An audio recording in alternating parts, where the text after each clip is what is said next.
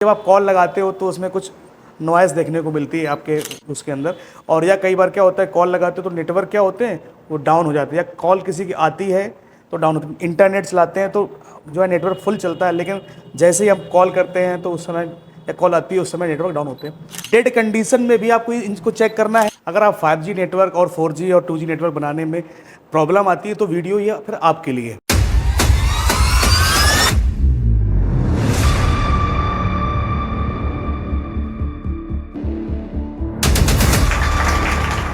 Hello friends, welcome to Future Net. मैं पंकज कुशवाहा।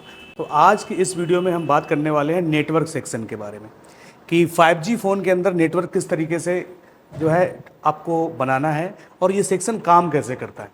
तो ये मैंने एक ब्लॉक डायग्राम बनाया है यहाँ पर, तो इससे आपको समझाने की कोशिश करेंगे कि हमें टेस्टिंग किस तरीके से करनी है और ये सेक्शन काम कैसे करता है। अगर आप 5G नेटवर्क और 4G और 2G नेटवर्क बनाने में प्रॉब्लम आती है तो वीडियो या फिर आपके लिए। तो चलिए स्टार्ट करते हैं। तो जो हमारी नेटवर्क आईसियाँ जो फ़ोन के अंदर लगी होती हैं वो 2GPA और 3G एक ही में इनबिल्ड होते हैं, 4GPA अलग होता है और 5GPA अलग लगा रहता है। और आपकी SDR IC, अगर आपका 4G फ़ोन है तो वहाँ पे WTR देखने को मिलेगा, और अगर आपकी मीडियाटेक का कोई फ़ोन है तो वहाँ पे देखने को मिलेगा RF IC, और सैमसंग का कोई फ़ोन है तो वहाँ पे रहेगा ट्रांसीवर IC। तो इसको हम लोग बोलते हैं मेन नेटवर्क IC, यानी कि जो भी सिग्नल्स आएंगे एंटीना से 2G 4G या 5GPA से, वो सारे सिग्नल यहाँ पे RX होंगे यानी रिसीव होंगे, और यहाँ से ही इसी IC से क्या होंगे, ट्रांसमिट होंगे, जनरेट होके ट्रांसमिट सिग्नल होते हैं। तो अब ये सेक्शन काम कैसे करेगा। तो ये जो जितनी भी IC हैं सबको चलने के लिए पहली रिक्वायरमेंट क्या है, पावर चाहिए होता है। तो पावर के लिए क्या है, अगर हम 2G की अगर बात करते हैं तो यहाँ पर चार्जिंग IC से क्या आता है, VBAT 4.2 वोल्टेज, जो इसके पास एक कैपेसिटर पे लगे, वहाँ पे आप आसानी से इसको चेक कर सकते हो। इसके बाद 4GPA की बात करें तो वहाँ पे वोल्टेज आते हैं VPH या VBAT यानी 4.2 वोल्टेज, आप यहाँ पर देख सकते हैं। अब बात करते हैं 5G को चलने के लिए वोल्टेज। तो एक लाइन आ रही है आपकी VBAT की या VPH की, और एक लाइन आती है आपकी पावर IC से 1.8 वोल्टेज, और एक लाइन आ रही है आपकी APT से। तो यहाँ पर 3 वोल्ट मैंने दिखाए। लगभग 5GPA को चलने के लिए 6 से 7 वोल्टेज चाहिए होते हैं। तो कुछ वोल्टेज आते हैं चार्जिंग IC से यानी VBAT, कुछ वोल्टेज आते हैं पावर IC से, और कुछ वोल्टेज बन के आते हैं APT IC से या QET IC से, जो 5G को ऑन कराएगा। कंट्रोलिंग के लिए यहाँ पर एक प्रोटोकॉल यूज होता है RFFE डेटा और RFFE क्लॉक। तो 1 2 3 4 और एक IC हमारी क्लॉक IC लगी है, और एक IC लगी है APT IC, average power tracking clock IC। ये 5G फ़ोन के अंदर ये क्लॉक IC अलग से लगाई जाती है, और कुछ 5G फ़ोन के अंदर क्या होता है, ये जो है क्लॉक IC नहीं लगी होती, तो ये जो क्रिस्टल है वो कहाँ से कनेक्टेड होता है, पावर IC के अंदर से। तो पहली चीज़ हमको क्या चेक करनी है, पावर। तो पावर लाइन मैंने देखी जो कहाँ से आ रही थी, 2G 4G और 5G। आपकी SDR IC को पावर कहाँ से आएगी, पावर IC के अंदर से 1.8 1.2 1.8 ऐसे करके 2 से 3 वोल्टेज यहाँ पर मिलेंगे। इसके बाद जो आपकी SDR IC है, इनके बीच में इसका जो कनेक्शन होगा कहाँ से होगा, डायरेक्ट CPU से BBRX यानी base band receive, BBTX base band transmit, और क्लॉक डेटा से ये IC I2C प्रोटोकॉल के जरिए ये कंट्रोल होगी। अब यहाँ पे कुछ लाइनें और भी यहाँ पे आपको देखोगे, ये बेस बैंड से CPU से जो है SDR IC कनेक्टेड होती है। जैसे यहाँ पर BBIM BBQM BBIP BBQP इस तरह की जो है बेस बैंड की लाइनें होती हैं। तो कई बार ये लाइनें क्या होती है, ड्राई सोल्ड हो जाती है CPU से, तो हमें CPU भी रिवॉल्व करना पड़ता है। तो फर्स्ट हमने चेक करना है पावर 2G 3G और 4G और 5G पे ये कितना वोल्टेज आता है। दूसरे नंबर पे हमें चेक करना है I2C प्रोटोकॉल। तो फर्स्ट हम टेस्टिंग करेंगे पावर की, यानी वोल्टेज जितनी भी नेटवर्क IC हैं सबको वोल्टेज मिलता है या फिर नहीं मिलता है।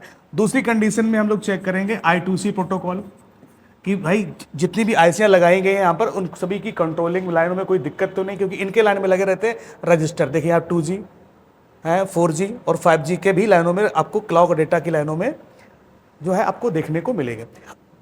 ओके, तो कंट्रोलिंग जरूरी। अब इसके बाद 1 IC 2 IC 3 IC clock IC APT IC, तो सभी में SDA और SCL की जो है लाइनें ने आपको देखने को मिलेंगी, और WTR के अंदर भी। तो जितनी IC यहाँ पे कितनी हो गई, 1 2 3 4 5 6 ICयों पे आपको पावर के बाद I2C प्रोटोकॉल चेक करना है, क्लॉक और डेटा की लाइनों कनेक्ट है या फिर नहीं कनेक्टेड है। रजिस्टर्स वगैरह भी इनकी लाइनों पे लगे रहते हैं। तो ये हो गया।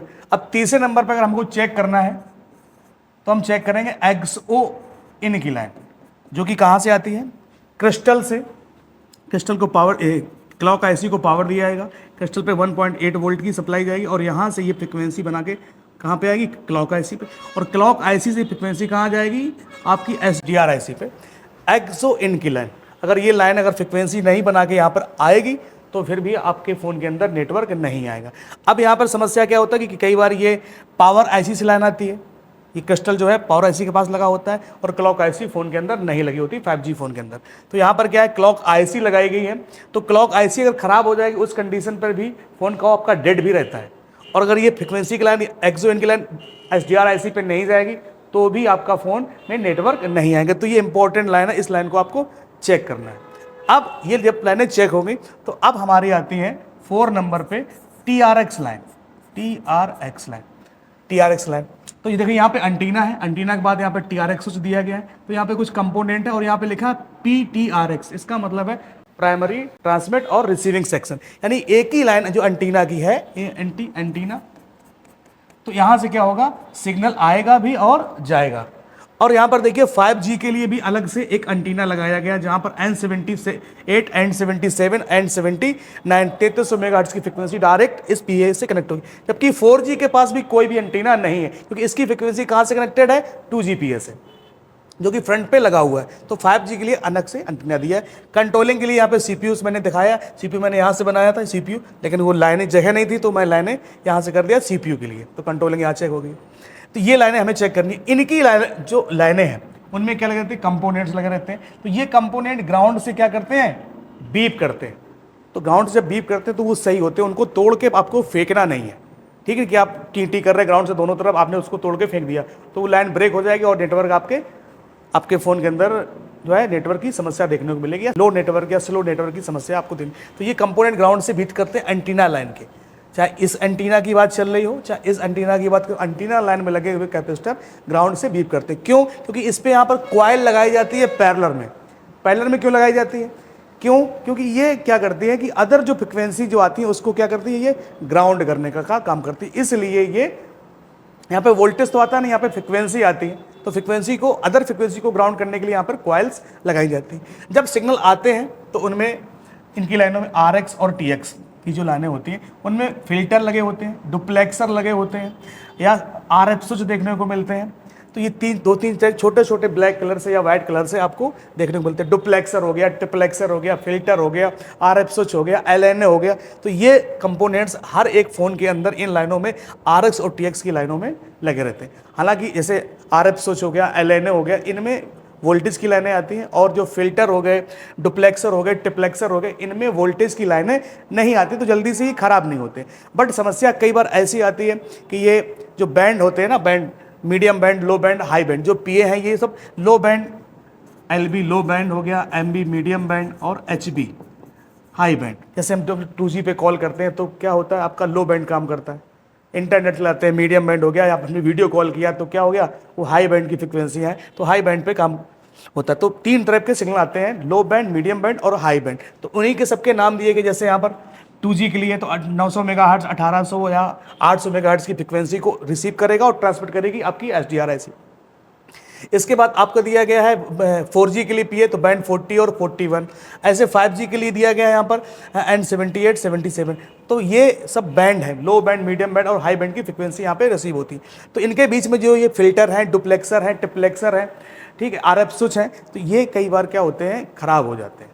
अब ख़राब होने पे किस तरीके से ख़राब होते हैं, या तो किसी ने फ़ोन को पटक दिया हो, या वाटर डैमेज फ़ोन आया, या किसी दुकानदार ने उसको पेस्ट टेस्ट डाल के हीट मार के, मतलब बोर्ड को पूरा छेड़ दिया है उस पर, तो उस कंडीशन में क्या होता है, ये ख़राब हो जाते हैं। तो ये फ्रिक्वेंसी को फिल्टर नहीं कर पाते, और उस कंडीशन में समस्या ये आती है कि जब आप कॉल लगाते हो तो उसमें कुछ नॉइज़ देखने को मिलती है आपके उसके अंदर।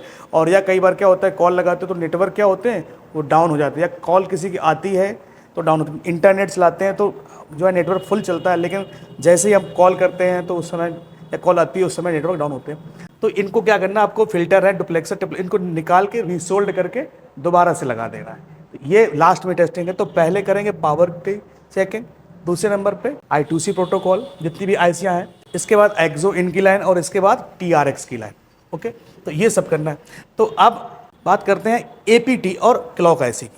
तो बहुत से फ़ोन के अंदर APTIC नहीं लगी होती है और बहुत से 5G फ़ोन के अंदर क्लॉक भी नहीं लगे हैं। लेकिन जो अब लेटेस्ट मॉडल के फ़ोन आ रहे हैं उनके अंदर क्लॉक IC और APTIC आपको देखने को मिलेगी। तो आपको क्लॉक भी चेक करना है और APT डेड कंडीशन में भी आपको इनको चेक करना है, ये सही काम कर रहे नहीं है, और नेटवर्क के कंडीशन में भी आपको इनको चेक करना है। इसके बाद अगर ये IC हमारी सही है तो फिर हमें लास्ट में क्या चेंज करना है, क्रिस्टल एक बार रिसोल्ड करके लगाएंगे और एक क्या करेंगे, सेम नंबर का चेंज करके देख सकते हैं। अगर हम DSO से अगर चेक करना चाहें तो हम लोग क्लॉक डेटा की लाइनों को भी चेक कर सकते हैं फ्रिक्वेंसी से, एंटीना की लाइनों को भी चेक कर सकते हैं, ये सिग्नल आ रहा है या फिर नहीं आ रहा है। एक्सो इन की लाइन पर भी हम लोग फ्रिक्वेंसी DSO से जो है चेक कर सकते हैं। हालांकि हम मल्टीमीटर से भी चेक कर सकते हैं क्योंकि इनके बीच में कुछ कंपोनेंट्स लगे रहते हैं, तो उस कंपोनेंट को निकाल के हम इस साइड भी वैल्यू चेक करेंगे और इस साइड दोनों तरफ हमें GR मिलनी चाहिए, तो हमारी यहाँ से भी पॉइंट और यहाँ से पॉइंट भी ऐसा है ओके। तो ये सब तरीके हैं। इस तरीके से अगर आपने WTR भी आपने चेंज कर दिया, 2GPA 5GPA सब आपने चेक किया, सब कुछ सही है और फिर भी आपका फ़ोन के अंदर नेटवर्क नहीं आ रहे हैं, ओके, तो क्या करेंगे आप, WTR को आप बाहर निकालेंगे, आपकी जो SDR IC है तो वहाँ पर क्या है कि कुछ लाइनें हैं उनको आपको उन पे GR चेक करनी है। जैसे एक लाइन है का नाम है BBIM BBQM BBIP BBQM, 4 लाइनें ये होगी और क्लॉक और डेटा, तो ये 6 लाइनें हैं। तो IC को निकालिए आप, 6 लाइनों पे GR चेक करिए, GR वैल्यू नहीं आ रही है तो आप क्या करिए, CPU को आप रिवॉल्व कर सकते हैं। तो कई बार हमें CPU पर भी काम करना पड़ता है, तभी हमारा नेटवर्क बनता है, ओके। तो ये था एक छोटी सी कोशिश आप लोगों को समझाने की कि 5G का सेक्शन काम कैसे करता है और टेस्टिंग हमें किस तरीके से करनी है। कई बार क्या होता है कि बेस बैंड इसका करेक्ट हो जाता है, तो और बेस बैंड और IMEI नंबर, तो कई बार क्या होता है कि हमारी SDR IC को बदलने से हमारा बेस बैंड वापस आ जाता है। कई बार ये प्रॉब्लम हमें सॉफ्टवेयर से करनी पड़ती है, तो आप फॉर्मेट करके देखिए, फ्लैश करके देखिए, इसके बाद आपकी QCin फाइल होगी, अगर MediaTek है तो NVRAM फाइल होगी, इन फाइलों को भी आप राइट करके देख सकते हैं, तो वहाँ से भी बेस बैंड आपका वापस आ सकता है, ओके। तो ये था। और इनकी लाइनों में जैसे हम लोग बात की यहाँ पे क्लॉक और डेटा, इनमें देखो रजिस्टर्स लगे रहते हैं। ये अगर इनकी वैल्यू अगर हाई और लो अगर हो जाती है तो भी, या निकल जाता है रजिस्टर, तो भी कंट्रोलिंग जो है ये I2C प्रोटोकॉल जो है काम नहीं करता है, तो भी आपके फ़ोन के अंदर नेटवर्क की समस्या देखने को मिलती है। तो कैसा लगा वीडियो, आप मेरे वीडियो कहाँ से देखते हैं कमेंट करके बताइए। और मेरा नया बैच जो है वो 1 जून से स्टार्ट है, तो जो लोग ब्लॉक डायग्राम के साथ में ट्रेसिंग करके और बोर्ड पे प्रैक्टिकली सीखना चाहते हैं वो हमें कॉल कर सकते हैं। मिलते हैं आपसे एक नई वीडियो में।